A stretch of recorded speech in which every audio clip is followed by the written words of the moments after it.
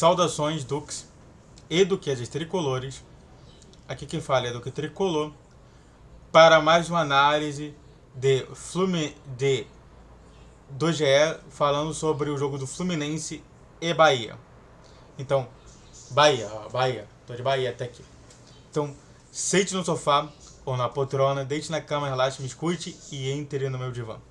E bom, senhoras e senhores, vamos falar sobre esse jogo, vamos falar sobre essa questão importante que o GE faz análise e vamos nessa. Fluminense espanta a crise com a vitória heróica e retoma moral para a Libertadores. Fluminense vai do massacre em 25 minutos à virada improvável com um jogador a menos contra o Bahia. Por Thiago Lima. Vamos pontuar aqui alguns pontos. Fluminense espanta a crise? Não. A crise ainda tá lá. Tá? Ela só não aumentou, ela só não explodiu de vez. Mas ainda tá lá a crise. O jogo decisivo, o jogo que realmente vai ter mais gente, vai ser justamente nesse Fluminense e Crystal Palace.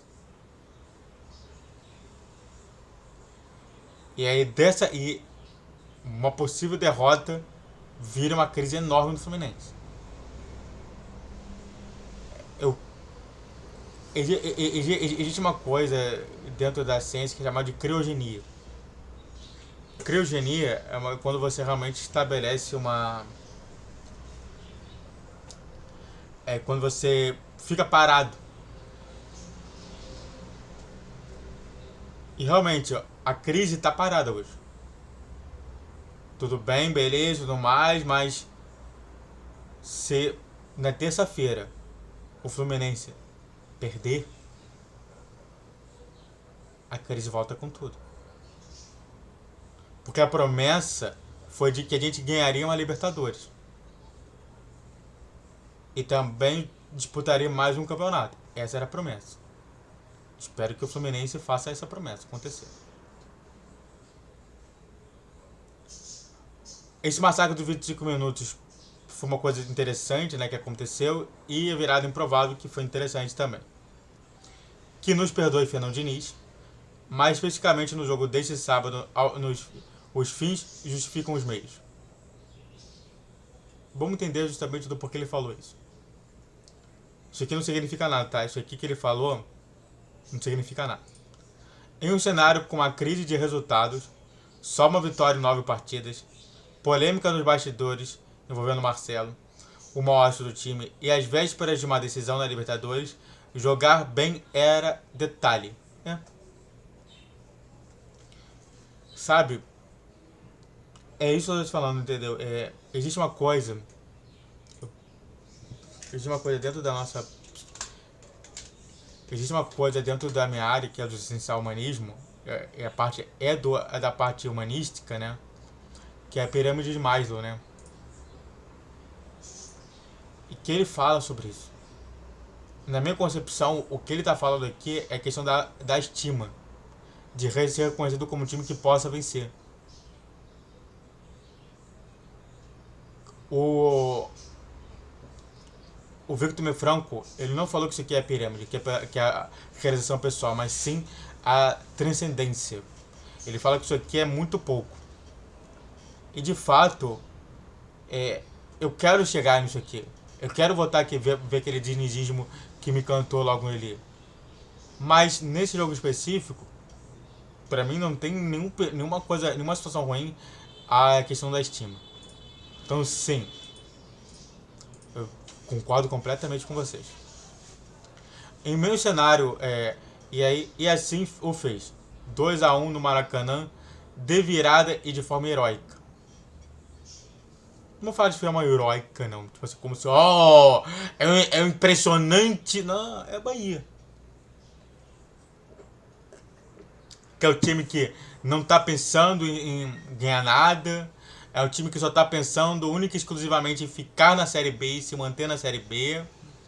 É um time que o City pouco fez para realmente montar um super time do Bahia. Entendeu? Então, não é uma coisa heróica. Seria heróico, por exemplo, se fosse contra o Palmeiras, contra o Botafogo, contra o Flamengo, contra o Galo, por aí vai. Mas não, eu contra o Bahia, então não acho que vai ser de uma forma heróica. A questão do heroísmo é justamente você ver que aquele herói pode perder a qualquer momento. Sejamos justos, os primeiros 25 minutos foram muito bons, de pressão e domínio total do Fluminense, com várias chances do Lelê. Não sei se ele vai falar sobre isso. Um misto dos melhores momentos do time do Diniz atual, que crê bastante, com os de 2019, que perdia muitos gols. Exatamente isso. Exatamente isso. Sabe aquele Diniz que entrou em crise com o Fluminense? Foi isso. Diversas bolas indo pro Lelê e o Lelê não fazendo o gol. Com só um minuto de jogo, Lelê já tinha desperdiçado duas chances claras no mesmo lance.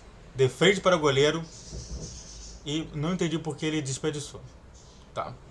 O Lelê, que sempre foi um cara que conseguia finalizar bem, não entendi por que ele finalizou mal. 2 minutos depois, viu o Denânio Fernandes pegar uma cabeçada sua a queima-roupa. Exatamente. Aos 9, Kaique tirou uma bola de Marcelo em cima da linha. Logo depois de Lelê entrou cara a cara e chutou mal. E Pirani, nos 24, parou no goleiro. Foi os 25 minutos que eu amei no Fluminense. Mas na minha concepção,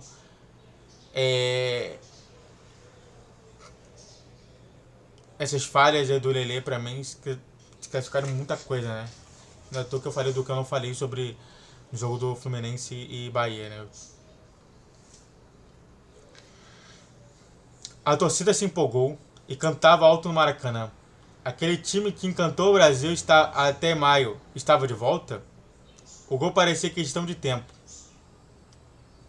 Mas em raro contra-ataque em que Marcelo vacilou, Miotti colocou o Bahia à frente do placar aos 29 minutos.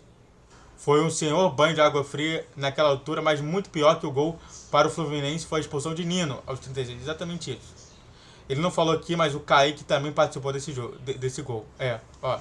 Aos 9, Kaique tirou uma bola e por aí vai, mas assim, o Kaique participou desse gol. Então foi interessante a participação do Kaique no gol do Bahia. Mas foram sucessivos erros, né? De realmente não botar o time estava muito querendo pressionar no ataque, esperava que uma roubada de bola voltasse para o ataque e pudesse fazer o gol. Então isso tudo teve um erro, justamente isso tudo. E o Marcelo para mim vacilou bastante porque o Marcelo tem que entender que ele não é o cara corredor e que ele poderia ter jogado de forma mais inteligente, colocando o jogador adversário numa linha de impedimento. Ele não colocou.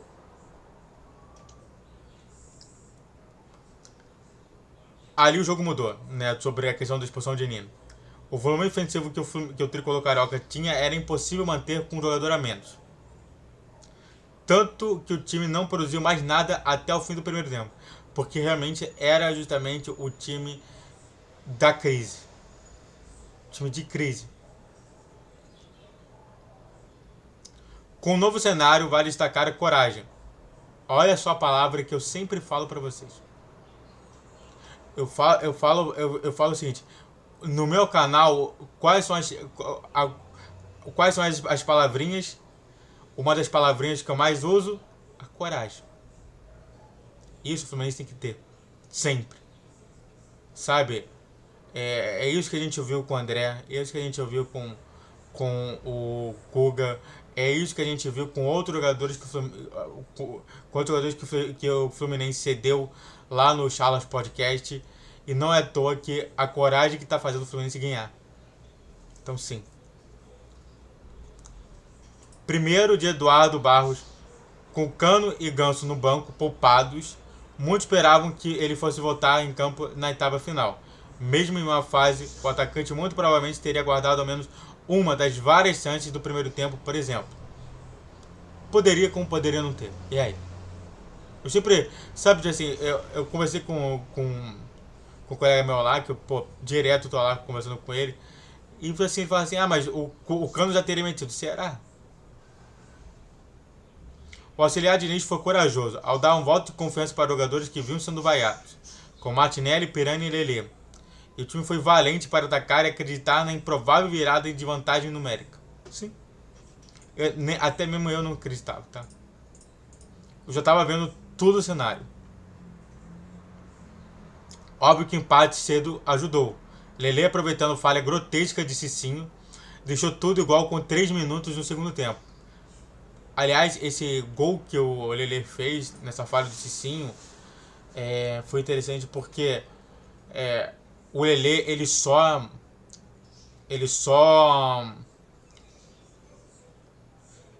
conseguiu ter a bola por conta do Cicinho. Então a bola veio partir do jogador adversário pro jogador do Fluminense. Ou seja, não é impedimento. Epirani aos 6 virou o jogo após linda tabela com Keno. Cara, eu sempre falei bem do Pirani, cara. Se você olhar pros pré e pós-jogos passados, e até mesmo do que eu não falei, você vai ver que sempre é a mesma coisa. Eu sempre tô falando bem do Pirani. Quando o Bahia se deu conta, já estava perdendo e começou a fazer substituições para tentar correr atrás do prejuízo. Na minha história, essas substituições elas deveriam ter sido feitas antes, tá? Na minha concepção, o Bahia pecou muito nisso. Enquanto a Dona Barros demorou demais para mexer e só fez nos minutos finais, exceto com o Marcelo que saiu aos 18, com o jogador visivelmente rotado em campo, como o próprio Lelê, o Fluminense precisou ser heróico para se defender com unhas e dentes e segurar o resultado. Exatamente isso.